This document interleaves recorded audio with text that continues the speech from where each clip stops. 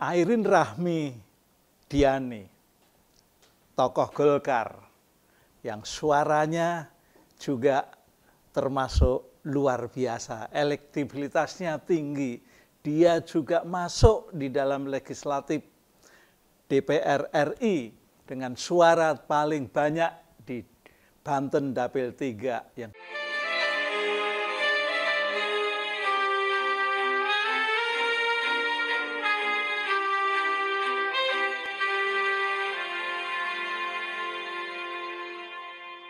jumlahnya 10 orang. Dia pada urutan nomor 1, 300.000 suara lebih dia peroleh di atas Rano Karno dari partai PDIP Perjuangan yang jumlahnya boleh dikatakan separuhnya dari Airin.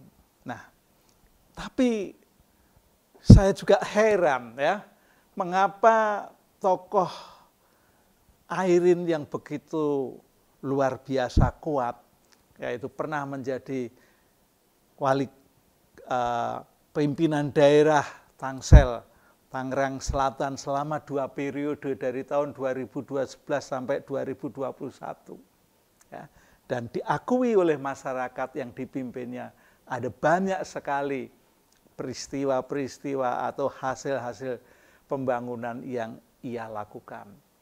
Dan dia juga ditugasi oleh Partai Golkar, yaitu ketika kepemimpinan masih Erlangga, ya, untuk menugasi untuk sosialisasi Partai Golkar, dan dia dilakukan 2 tahun, 3 tahun yang lalu semenjak dia keluar, tidak menjadi pimpinan daerah lagi. Ya.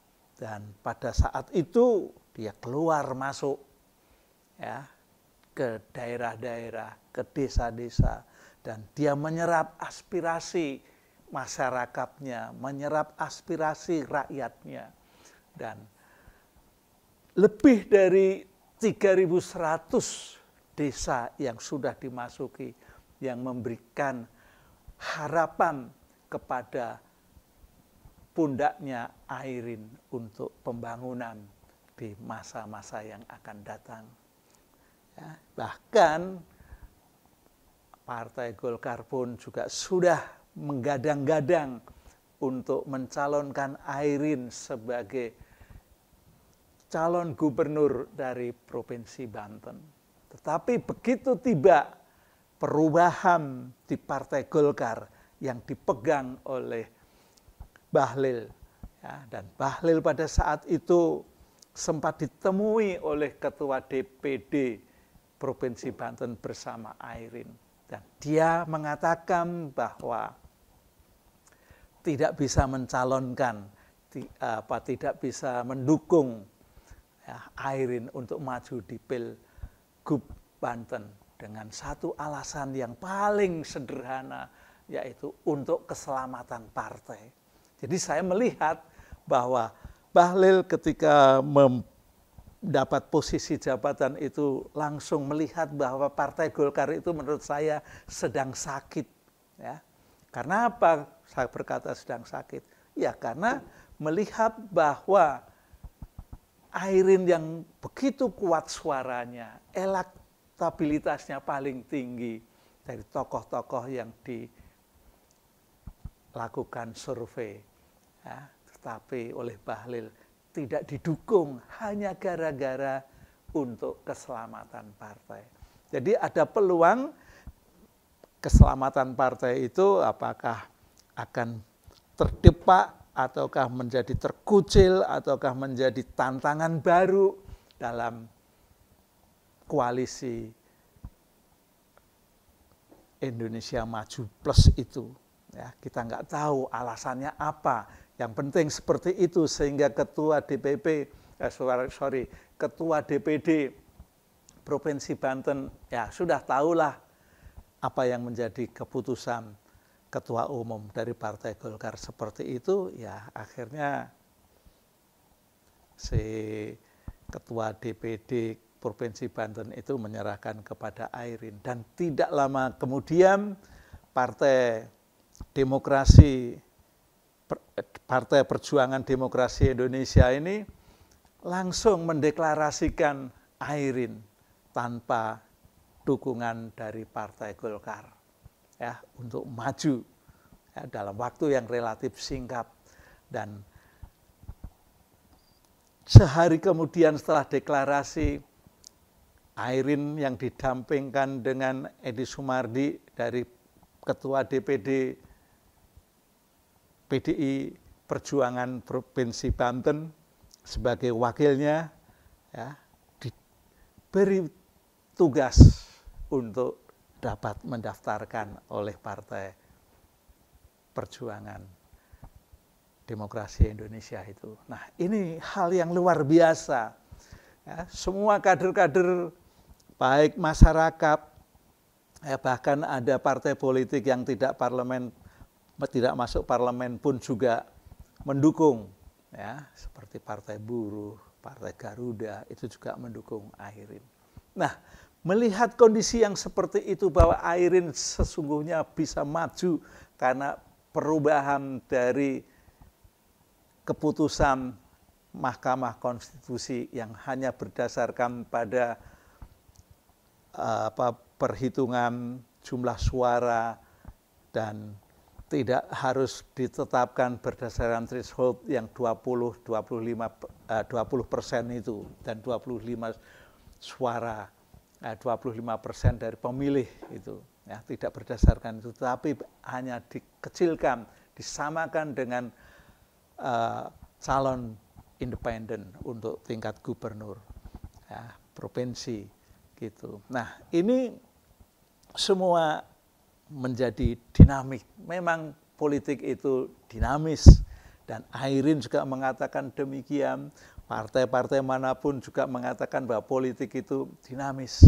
Tetapi kedinamisannya kadang-kadang tidak menunjukkan adanya kesantunan, keetikaan, kemoralan, itu tidak begitu tampak.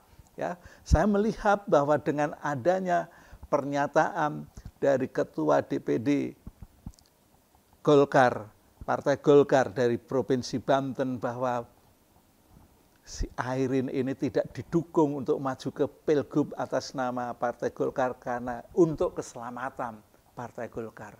Nah, ini kan sebetulnya ada sesuatu yang tersembunyi, apa sebabnya. Tapi begitu diberi Airin tugas oleh Partai Demokrasi Perjuangan Indonesia, ya, Partai Perjuangan Demokrasi Indonesia, PDIP itu, dalam waktu 1 hari berikutnya, Partai Golkar balik arah, balik badan untuk mendukung. Memang Airin ketika diusung dan dideklarasikan oleh Partai PDIP itu masih menyatakan dirinya adalah kader dari Golkar. Dan itu pun tidak terjadi tawar-menawar antara Airin dengan PDIP. Hanya pesan dari Ketua PDIP Megawati ketika nanti sudah dicalonkan, sudah diusung, sudah didaftar supaya menggunakan pakaian merah hitam aja. Hanya itu yang diminta.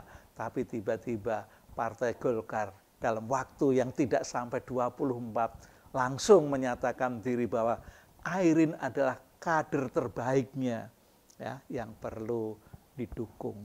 Nah, jadi sangat mudah sekali untuk berbalik badan, untuk berbalik muka yang tadinya sudah membuang ibaratnya, sudah melepeh, tapi sekarang ditarik kembali.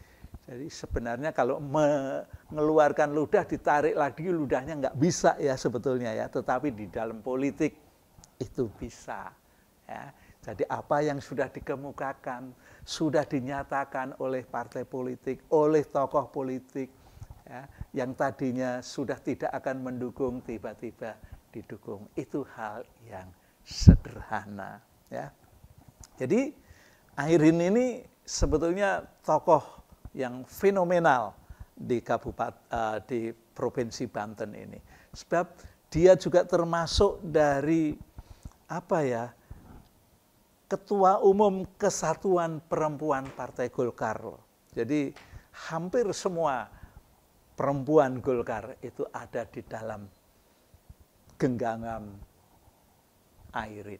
Ya, jadi Airin memang betul-betul sangat kuat. Ya, apalagi kalau melihat hasil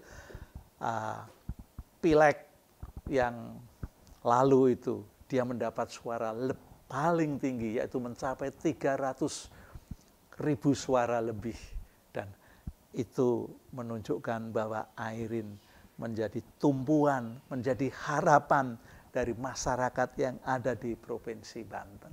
Ya, khususnya yang ada di Banten Dapil 3. Nah, ini kembali bahwa kalau saya melihat keputusan Airin dalam mengungkapkan pendapatnya di dalam unggahan-unggahan yang berhubungan dengan deklarasi itu, tampak sekali bahwa Airin itu memang cakap sekali, dia cerdas, dan memang itu sebetulnya dapat dibuktikan ketika dia masih mahasiswa yang terpilih sebagai putri, ya, Mojang, putri Priangan ya, atau orang Bandung itu, ya, ketika masih mahasiswa di Universitas Parahyangan.